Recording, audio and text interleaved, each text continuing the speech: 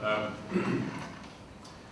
idea, I suppose, that comes to our mind immediately when we're engaged to develop a new design for a building project, and particularly a university building project, is that we tend to revisit in our heads the idea of a university and what is it that a third level institution or a university is about. And it's a good idea to do this so that we don't kind of rush into the next building project doing what we did before exactly.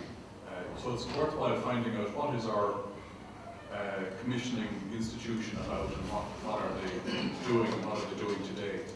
In the case of the university, the two main, I suppose, pillars of what they do is about teaching the undergraduates and then doing their research and moving their research forward. In the case of the human biology building, the research is science-based and technical, and so it's going to require a brief full of technical spaces as well as offices as well as teaching spaces. And so this picture I put up here at the NUI Galway campus also reminds us that the university is about anything as well as teaching and research. It's also about the environment in which that activity takes place. And I'm going to come back to that hopefully just at the end of a couple of slides I have here.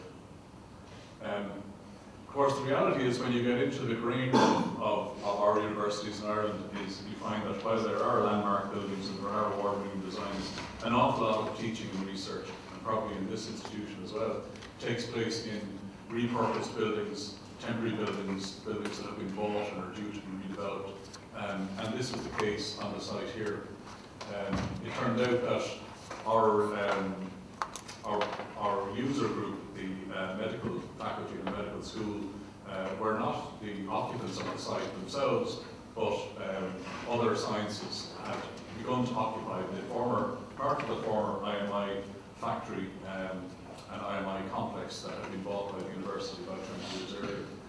In this case, there's a commercial type building with an office block in front of it and a large shed at the back, which had been, you can see from the photograph, extended and adapted very cheaply a number of times.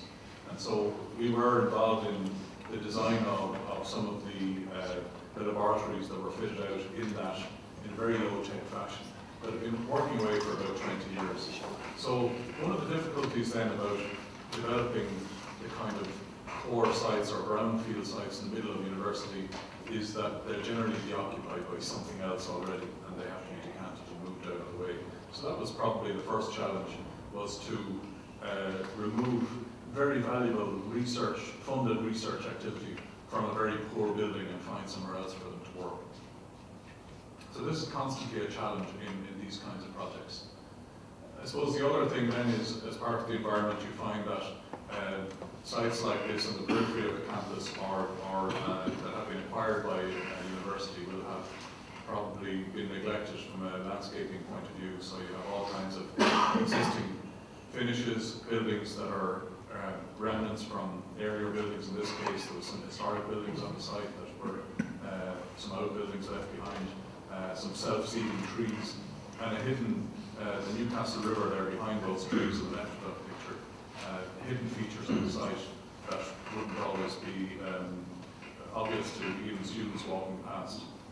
What this photograph shows us as well is there's a concrete avenue there that's was one of the most well-travelled routes through the campus by students moving between the art science building and the student bar property. And we'll show you that on the aerial photograph.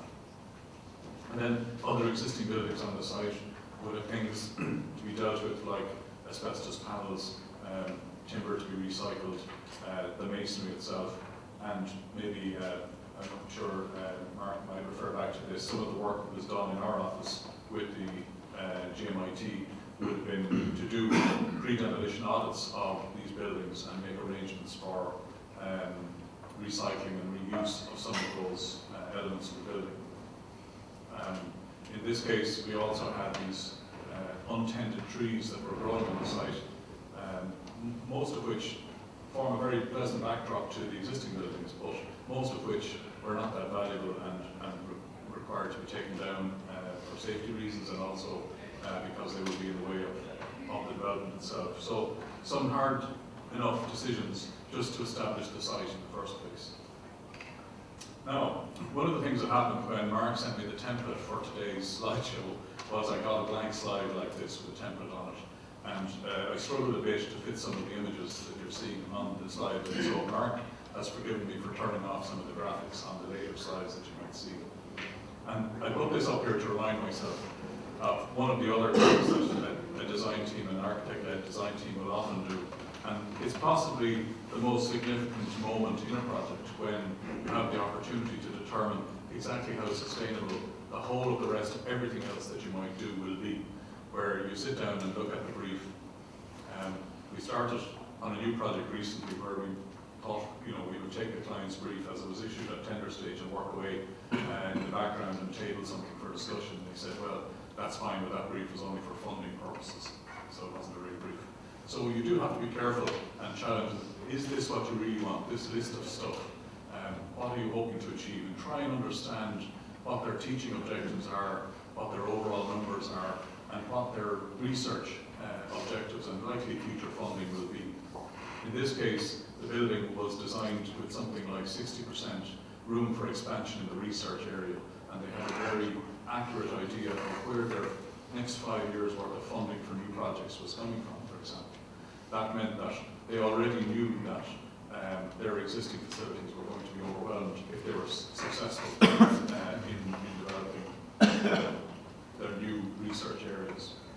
And so that's the first task, I suppose, is to challenge that brief and to look particularly at synergies that you might find in the emerging brief so that you could, for instance, reduce the floor area or even challenge whether some existing facility might be retained and not built as new, or omit altogether some aspect of the building. If when you challenge the users to work together, sometimes you find that they haven't really spoken to each other. In the case of the human biology building, there are 3 departments, anatomy, physiology and pharmacology, and they did have a certain amount of overlap when it came to things like their office space and their teaching rooms for the undergraduate teaching. And so, whereas at the funding stage they would have each developed a separate brief, what was required though was a single building, and they were able to sit down and work together on some common aspects of what they wanted to achieve, and thereby we can reduce the footprint of the building maybe by 600 or 800 square meters. And that change in itself could well be the most significant and sustainable thing that you do. First of all, decide, do we really want the building? Decide on the most appropriate site, and then how big is it going to be? And that slide was put there just to remind me to say those things.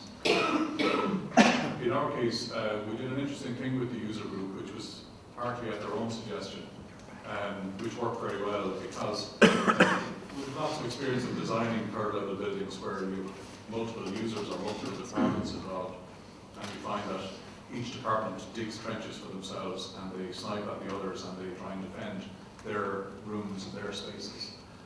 In this case, what we ended up doing was we formed a committee or a user group for each of the aspects of the building. So we had a research group, a teaching group, a group who looked after the offices and the office space, and a group who looked after the briefing of specialist rooms like microscopy and animal research, for example. So we had 3 or 4 interest groups formed, each group having members from all 3 departments who were concerned with the building. And that led to a lot more synergy and a lot more of people sharing facilities and understanding what the other people were trying to do. And this would have affected things all the way down to the amount of IT in the building, to the use of gases, to the way that waste was managed and how many waste storage rooms we would have required in the building. So it's almost impossible to say, but quite a significant effect was had on the floor area and the design of the building as a result of that.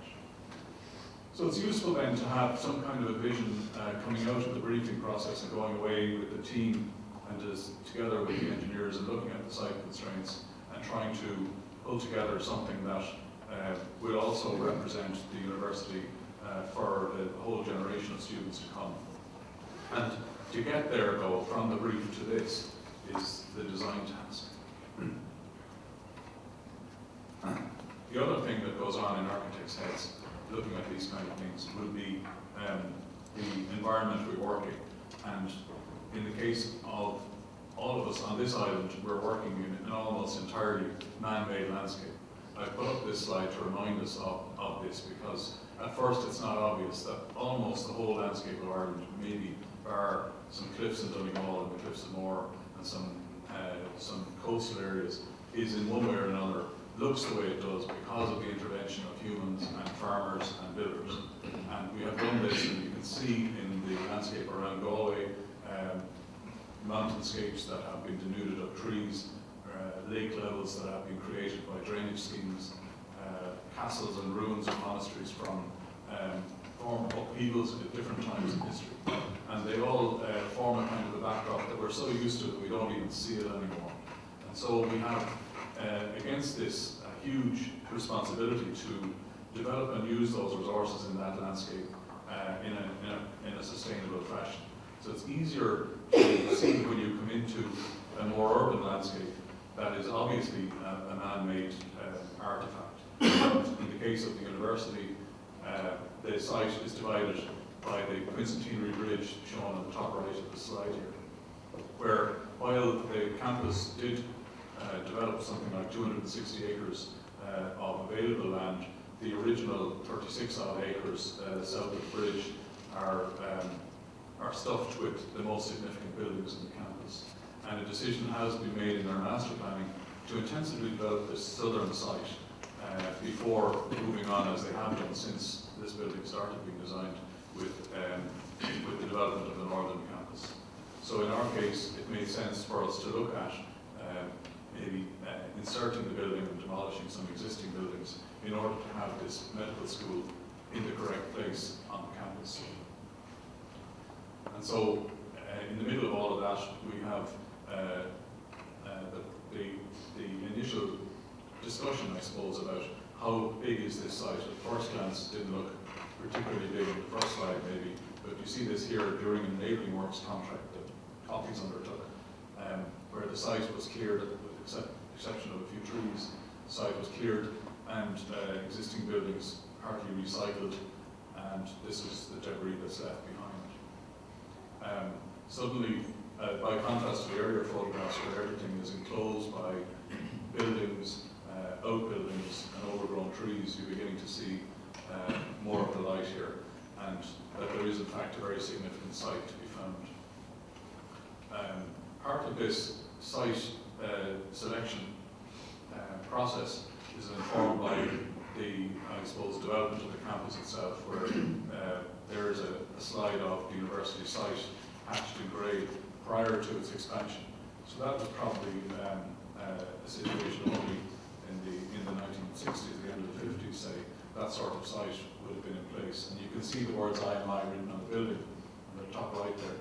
And that whole area of the site was an industrial complex that eventually was acquired by the university, along with all of the land up along the river on that side. It always strikes me that these people who made these decisions were dealing with a campus of 4,000 or 5,000 students heading for maybe 6,000 or 7,000. I think the Scott Tallon Walker Master Plan of 1974 maybe ring-fenced itself at something like 10,000 students. We all know that it's well beyond that now.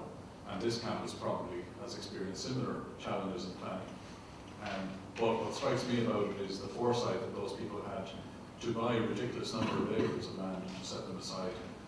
Surely most of the North Campus of the university would have been developed, for housing in the meantime and by private developers if this hadn't been done. And we're already reaching a point when you look at the Campus of the Future plan. This is from 2010, I think, where the building projects that were being either on site or envisaged at that stage, highlighted in blue there, looked like the last possible major developments in the southern campus. You can see on that slide that there are two possible locations still being considered for the human biology building. One on the site of the existing anatomy department, which is the one on the left there near Newcastle Road, and the other one is identified as the site of the eventual buildings. So that I don't use up too much time, I'll talk a bit about building design. I don't know if the pointer has a heading on it or not. Yeah. So we have the Art Science building here and the James Hardiman Library being the complex of buildings from the 1970s. And then the IMI site being this whole area here to the south of it, bounded by the Eglinton Canal. And running through all of this is quite a small stream or canal, which is actually the Newcastle River. And to some extent, it's a victim of being dumped on by surface water from throughout the campus. So it's not always the most pleasant river. But there is an engineering solution further north that's being developed at the moment to keep that flushed with fresh water from the corridor. So our site then ends up being this portion of the IMI site adjacent to the southern end of the Art Science building. The concourse that you might all know that runs north-south along this building here, and underneath it the service road is on that line. And so that's one of the kind of desire lines on the site we have, is to keep people moving alongside the river here. The existing buildings below this are the Bailey Allen Hall and the Student Bar and Theatre, as well as an administrative building at RC College. So there's a lot of student activity in these buildings and a lot of academic activity up here with common area running north-south. So we wanted to extend that in some way within the building or within the envelope of the building. I won't leave this up for very long. This was the guts of our brief. You can see that there were different categories of space dominated by teaching space, but then a large amount of research and office space as well as some special areas. So to fit all of that in a site which was about a quarter of the size of the brief, we started looking at developing a building that also took account of the changing geometry between the angle of the Art Science building and the fact that the IMI was on a slightly different setout. So whatever building we were going to design was always going to have a splay of it, either within an atrium or in some way within the design. We'll see how we eventually resolve that. This was an early attempt at accommodating the brief on the site. We would have started working in 3 dimensions very early on with simple SketchUp models because it's a very quick way of working and enables you to demonstrate very quickly to the client what's happening. We also began to develop a kind of a 3D vision for the building as well, and how it might look with the river in the foreground and the sun shading Greece Soleil on the western elevation.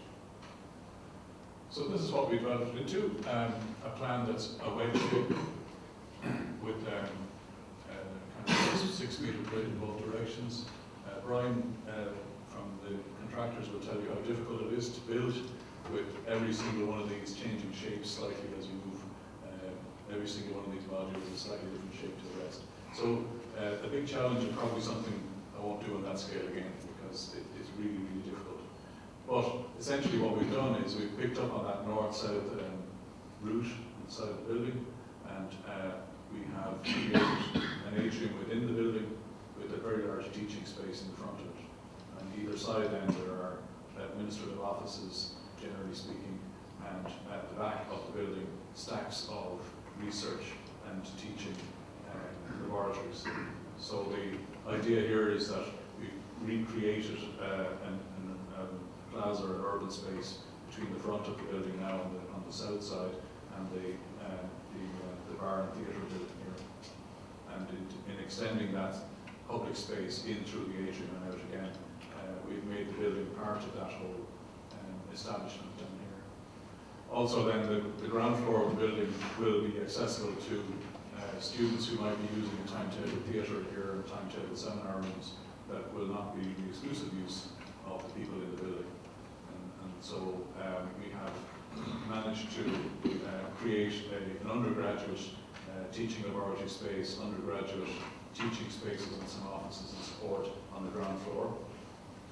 And then on the first floor, develop that still further, where we have a walk-up staircase to the first floor for more of the undergraduate teaching areas in anatomy. By retaining a kind of laboratory zone on the north side here, we've given them north-facing windows and also a series of service stacks, both in the depth of the plan and at the gable ends, here and here. which kind of put manners on how you might service the building. And then maybe in section this explains it better, where the public space between the bar and theatre is here. It's a slightly raised ground floor, brings you into the three-story or four-story atrium here, and the specialist rooms for microscopy and the research in the basement. The development of the site in this location justified the expense of excavating a very large amount of very hard rock out of the site and doing all of the demolition, because it puts the medical training building in the heart of the campus, close to existing other medical research and the hospital itself, whereas the alternative might have involved developing a site on the North Campus. So that means that both students and academic staff can walk between the various facilities or use the campus bus, but don't have to be driving. The other plans then are similar in shape. As you walk to the building, you find that there's a very large atrium with offices and write-up areas for the research, as well as the research laboratories themselves. These plans are a bit old, but I've used them because they're very simple to explain. And again, the suite of research offices on the top floor and its write-up areas. One of the things we encounter constantly with science buildings is the difference of attitude that come from different science cultures regarding this business of how you do your write-up, how you do your research. Some American researchers tend to prefer to do the write-up in the lab, and that's the way they've been brought up, if you like. In European institutions, they tend to like to remove the write-up to somewhere else.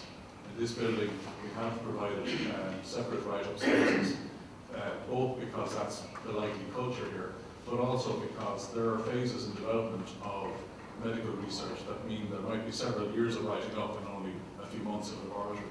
And that will mean that the team then can continue to work in here, and another team can use the lab space. So it's a bit more sophisticated than having a write-up beside your desk, which might seem in the commercial world to make sense so that people aren't walking around. But in the kind of academic environment and models of funding they have here, there's quite a large amount of write-up space in various parts of the building relative to the amount of lab space.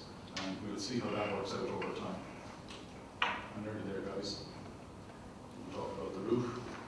Within the building, we just put one floor of staircase in the atrium, which encourages the undergraduates not to be using this. So undergraduate teaching for medical, the medical department happens on those two floors, and the research on the two floors above. So that gives kind of public ownership of the two undergraduate floors. And then I have a couple of slides of the finished design. Long journey to get to this particular design. We've used two materials just on the elevation, so it's well, three if you include the glass. So it's glass and metal, aluminium, and then stone clad gables, which is an unusual use of that quantity of stone, and we hope it will have the right kind of impact. Along the walkway we've developed a grisaille that would have been on the west face of the building by removing it slightly off the building on a series of 5 or 6 slender columns, and we've put some roof lights just on the top of it, which are all very functional and maintain light without having the solar gain effect of the low sun. We also went to a lot of trouble with the stacking of the services and the determining of service routes to make sure that everything is contained in our stainless steel flat service towers here on the 2-story platform on the roof. And that's what it should look like again on the side. Finally, just to remind everyone, what I started out saying was this task of how to embody the idea of the university and the university building in a new building or a new part of the campus. We would argue always with third-level colleges particularly that they have their twin pillars of teaching and research, and possibly the third one, which shouldn't really be estate management or facilities management task, which might result in, acres of temporary buildings or rented spaces, but involve a much larger responsibility of stewardship and stewardship of our heritage and stewardship of proper buildings that will last the test of time.